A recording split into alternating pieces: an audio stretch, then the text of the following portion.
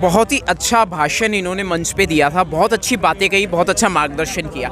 लेकिन ये तो वो हैं, जैसे आपने लोन की बात कही कि लोन आसानी से मिल जाता है, हमारे लोग वहाँ लेने ही नहीं जाते। मैं तो उन लोगों को जानता हूँ जिन्होंने चप्पलें घिस दी, उम्र घिस दी, उनको लोन कभी नहीं मिला। सिर्फ एक फॉर्मेलिटीज़ है गवर्नमेंट की तरफ से, एमएसएमई के बहुत सारे प्रोग्राम उनमें किए हैं, लेकिन वो लोन आसानी से उपलब्ध नहीं होता उनको। इस पर क्या कहेंगे? देखिए, दो बातें आपने कहा कि मैंने कहा लोन आसानी से मिल जाता है, ये बात मैंने नहीं कही कि आसानी से। मैंने ये कहा कि लोन की व्यवस्था है लेकिन हमें जानकारी नहीं है। एक तो ये बात है, सबसे पहली बात ये है कि लोन किस चीज़ के लिए चाहिए, कौन से ऐसे रोजगार हैं जिसमें फ़ायदा है। अब लोन बहुत सारी चीज़ों के लिए मिल रहा है। पता चला कि लोन के लिए जो उन्होंने राशि जमा करवाई है, आप उसका भुगतान ही ना कर पाएँ तो फिर वो लोन भी किसी काम का नहीं है। समझ रहे हैं आप? जो हमारे जो माल्या जी ने नहीं किया, और बहुत सारे ऐसे पूंजीपति हैं जिन्होंने लोन का भुगतान ही नहीं किया और उनका लोन माफ कर दिया गया है। देखिए, मैं पॉलिटिकल जवाब नहीं दूंगी और ना मैं कोई ऐसे उसके लिए मैं पर्पस से यहाँ ना आई हूँ। Sorry, I won't be able to give answer. आप विजय माल्या जी का नाम अगर इस मंच के माध्यम कुछ और काम करने आए हैं, आप मुझे उस पर पूछेंगे तो की बात कर रहा हूँ मैं, सिर्फ लोकल पर्सन के लिए काम कर रहा हूँ।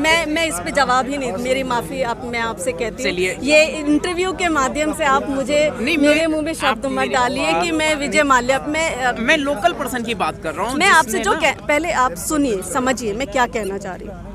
मैं ये कहना चाह रही हूँ कि हमारी महिलाएं और जो बच्चियां हैं उनके कौशल के लिए पहले ट्रेनिंग होनी चाहिए, और ट्रेनिंग के इंस्टीट्यूट है, पॉलिटेक्निक है, ITI है। अगर कोई महिला हमारी पढ़ी लिखी नहीं है, घर संभाल रही है और वो कोई कौशल का काम भी सीख ले तो इसमें कोई बुरी तो बात नहीं है। और इस मंच से आज हम वही बात कहने आए हैं कि कोई उम्र नहीं होती कि हम ये कहें कि अब इस उम्र में मैं नहीं सीख सकती। और जो हमारी बच्चियां हैं वो स्कूल में जाएं, कॉलेजेस में जाएं, यूनिवर्सिटी में जाएं, है ना? बात भी ठीक है। हाँ। जहाँ समाज डाइवर्ट हो रहा है उसके लिए आपका मार्गदर्शन ठीक है, लेकिन जो बच्चे बहुत ज़्यादा एक्सपर्ट हो गए हैं पूरी दुनिया में, उनका नाम है जैसे डॉक्टर रितु सिंह, शायद आपने केस उनका सुना हो, और आजकल भी धरना प्रदर्शन पे कंटिन्यू।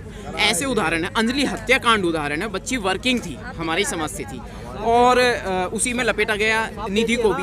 तो ये छोटी छोटी उम्र की बच्चियों के साथ इतना बुरा हो जाता है। निधि बच गई लेकिन उसके साथ भी कुछ बुरे से कम नहीं हुआ, वो सिर्फ जिंदा रह गई और एक वो खत्म हो गई है। ऐसे हत्याकांड पे, मनीषा बाल्मीकि हत्याकांड पे, और पूरा केस ही रफा दफा कर दिया गया, आरोपियों को बरी कर दिया गया। इन सब पर आपका थोड़ा सा फोकस समाज के लिए क्या कहेंगे? बिल्कुल मैंने ये बात कही, महिला सुरक्षा की बात भी मैंने कही है। जो आज का जो कार्यक्रम हुआ उसमें एक बात कही कि हम बहुत तरीके से बटे हुए हैं, और जब हम बटने की बात कह रहे हैं तो क्षेत्रवाद के रूप में बटे हुए हैं, धर्मों में बटे हुए हैं, और जातियों के अंदर जातियों में बटे हुए हैं, है ना? तो ये जो बंटवारा है ना समाज का, अब उस बंटवारे को एक तो हमें खत्म करना है। मनुस्मृति को जिम्मेदार नहीं मानते आप? देखिए, मैं जरा पहले अपनी बात कंप्लीट कर लूँ, फिर आप भी अपने सवाल पूछेंगे तो मुझे ज़्यादा अच्छा लगेगा। ये जो बंटवारा है, अब इस बंटवारे का स्रोत कुछ भी हो सकता है। आप कहेंगे कि भाई धार्मिक ग्रंथ हैं उसके बंटवारे के जिम्मेदार, आप कहेंगे राष्ट्र की नीति है बंटवारे के जिम्मेदार, या आप कहेंगे क्या शिक्षा हमें बंटवा रही है, या आप ये कहेंगे हमारे पास एक बहुत अच्छा ग्रंथ है जिसकी चर्चा हमें बार बार करनी चाहिए। अब दिक्कत ये आती है कि जिस बात की चर्चा हमें बार बार करनी चाहिए, हम उसको ना करके हम किसी और चीज़ की बात करते हैं और उसको बिल्कुल हम हाईलाइट कर देते हैं। तो हमारा वो जो ग्रंथ है वो संविधान है, पूरी देश दुनिया में उसका नाम होता है। बाबा साहिब की अभी इतनी बड़ी मूर्ति लगाई गई है, वो सिंबल ऑफ नॉलेज कहलाए जाते हैं। उन्होंने इतना अच्छा संविधान लिखा कि जब पूरे देश में ह्यूमन राइट्स की बात हो रही थी तब संविधान के अंदर ह्यूमन राइट्स को प्रोटेक्ट किया गया। ये देश संविधान से चल रहा है और संविधान ही इस देश को बचाएगा। लेकिन वो संविधान की जानकारी, चाहे वो फिर शिक्षा के लिए संविधान का इस्तेमाल है, सुरक्षा के लिए संविधान का माध्यम है, या फिर रोजगार के लिए संविधान, सारे रास्ते वहीं से निकलते हैं, आपके मौलिक अधिकारों से निकलते हैं। सबसे पहले अगर हमें उसकी जानकारी हो जाएगी तो जो लोन की आपने बात कही या ऐसी आपने बात कही कि जो बंटवारे की बात करता है, हमारा संविधान का जो प्रियम्बल है ना, प्रस्तावना है, उसी में बंधुत्व की बात कही गई है, सद्भावना की बात कही गई है। वो बात तो हम भूल रहे हैं और हम बंटवारे वाले ग्रंथों की बात उठा रहे हैं और उनको बार बार सबके मुँह से कहलवा भी रहे हैं। तो ये राजनीति एक तो बंद करनी पड़ेगी। दूसरी बात है कि आप जितने ज़्यादा संविधान की जानकारी अपने माध्यम से लोगों को देंगे, समाज का निर्माण निर्माण होगा, परिवार का निर्माण होगा, परिवार के माध्यम से समाज और समाज के माध्यम से राष्ट्र। मेरा कहना आपसे यही है कि आप तो ये चैनल चलाते हैं तो एक अच्छा काम करते हैं, भावना जो है आगे तक पहुँचे सबके सामने।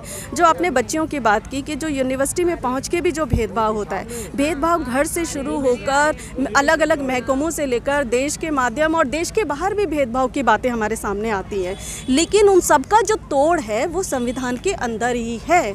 आर्टिकल जब हम कहते हैं प्रिवेंशन ऑफ अनटचेबिलिटी की हम बात करते हैं, प्रोहिबिशन ऑफ अनटचेबिलिटी की हम बात कर रहे हैं, भेदभाव को दूर करने की बात कर रहे हैं, 15 में डिस्क्रिमिनेशन को दूर भगाने की बात कर रहे हैं, तो आप देखिए चाहे वो डॉक्टर रितु सिंह हो या अंजलि हो या निधि हो, या हम कोई भी केस अगर उठाते हैं या रोहित वेमुला की बात होती है, तो ये संविधान ही था ना जो आवाज़ बना सबकी, जो विश्वविद्यालयों में इन सबकी बातें की और जिसके लिए आज हम सामाजिक न्याय की लड़ाई लड़ रहे हैं, या उसके माध्यम से आप भी मुझसे वो सवाल पूछ रहे हैं, क्योंकि कहीं ना कहीं सामाजिक अन्याय हुआ है और जातिगत आधार पर हुआ है। सबसे पहले तो ये जो जाति के नाम पर बंटवारा है इसको ख़त्म करना है, और ये कोई नहीं करेगा, ये हम सबको अपने दिमाग से खुद हटाना है। जो हमने ओढ़ ली है जातियाँ कि मेरी जाति बड़ी प्रमुख है, इसकी जाति बड़ी कमज़ोर है, सबसे पहले इंसानियत की जो भावना है ना उसको जगाना है। और जब हम इंसानियत की भावना जगा रहे हैं तो सारे रिसोर्सेज पे सबका हक है।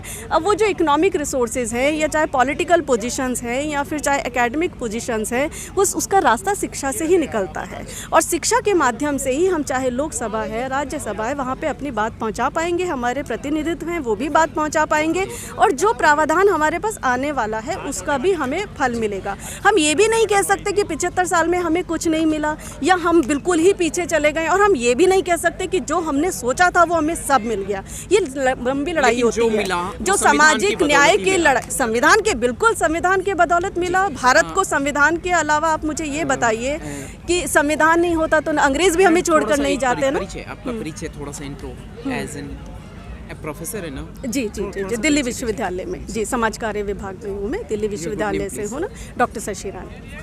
थैंक यू, बहुत बहुत शुक्रिया।